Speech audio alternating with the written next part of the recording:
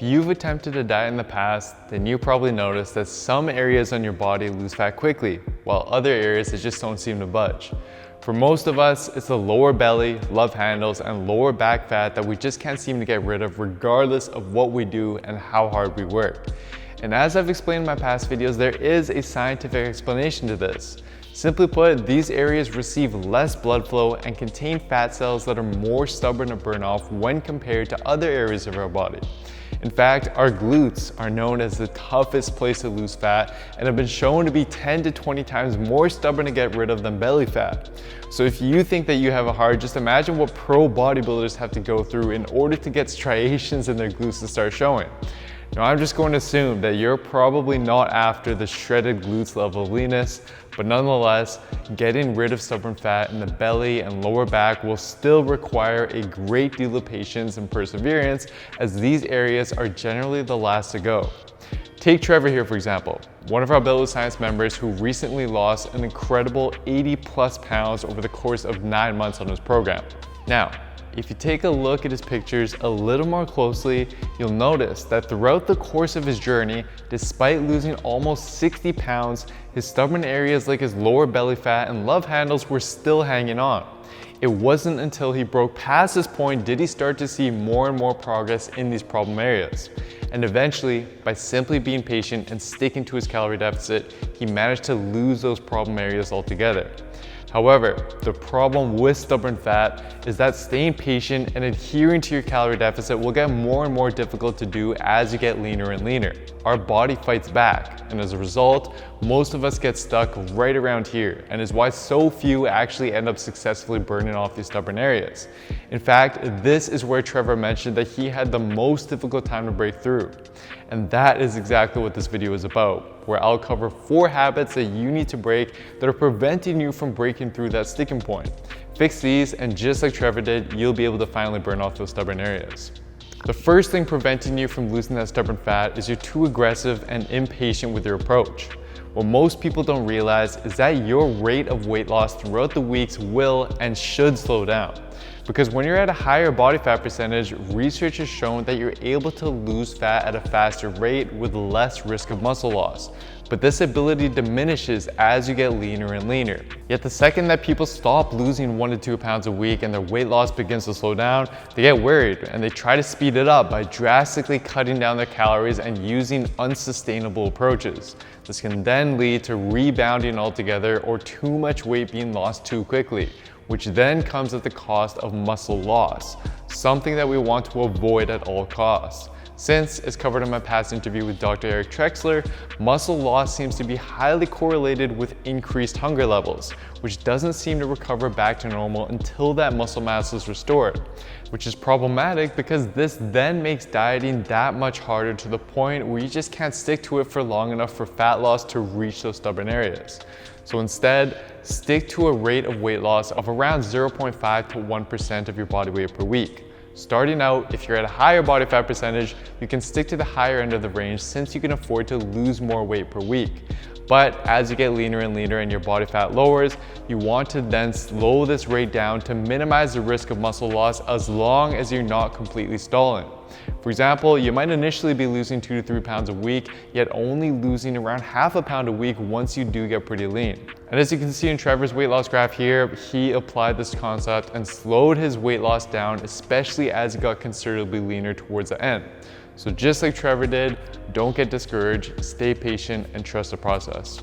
The next habit you need to break is poor calorie tracking. To achieve the level of leanness needed for stubborn fat to come off, you're going to want to not only be tracking your daily calorie intake, but doing so accurately in order to ensure that you're actually eating at a calorie deficit. Because most of us are horrible at just estimating our food intake. In fact, the data shows us that people tend to underreport their daily calorie intake by anywhere from 300 to even over 1,000 calories per day. Even dietitians have been shown to underreport their calories by an average of 223 calories per day. I mean, take for example people who eat a serving of peanut butter. If you actually weigh it out, it can easily double or triple the calories you thought you were consuming. But even if you are tracking, you may not be doing so accurately. Many people overlook the little things like condiments, creamers, and sauces that you use throughout the day and fail to realize how small the serving sizes are for these and how easily it can rack up hundreds of additional calories throughout the day. And when you then throw in the dinners out, the social events, or the weekends where most people just end up letting loose or just loosely tracking their calories, that can easily rack up to thousands of additional calories that will completely offset the hard work that you put in all week. In fact, one study actually showed that subjects who were monitored on their diet tended to lose weight during the weekdays, but would end up plateauing or even gaining weight back during the weekends due to overeating. So again, just realize that sacrifices will have to be made. Be diligent with your tracking and try to prioritize cooking more meals at home so that you know exactly what's going into your meals. And when you do go out for dinners or social events on the weekends, for example, plan ahead so you can actually have a good time and enjoy yourself without sabotaging your progress. For example, if you know that you have a big social event on Saturday, then simply cut down your calorie intake by another 100 calories or so during the week in preparation. Then, on the day of the event, stick to mainly protein and veggies leading up to it so you can save more calories for that meal. You can easily save an additional 2,000 calories or so to spend at that event if you simply plan ahead. The third habit you need to break is poor calorie management. In the beginning of your diet, you can get away with being more flexible with your food choices, skipping meals, and fitting in more treats as long as by the end of the day, you're still eating at a calorie deficit. However, as you get deeper into your diet and you get leaner and leaner and are now also likely eating less calories than you were in the beginning of your diet, you have much less wiggle room.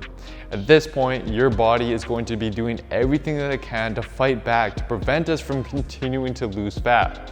You'll be hungrier, you'll be more fatigued, and well, as a result, you'll have a much harder time adhering to your calorie deficit. Which means that if you want to break past this point, then you need to now start managing your daily calories better. Although yes, your daily calorie intake is what matters most for weight loss, the way you spend these calories every day has a major impact on your hunger levels and recovery.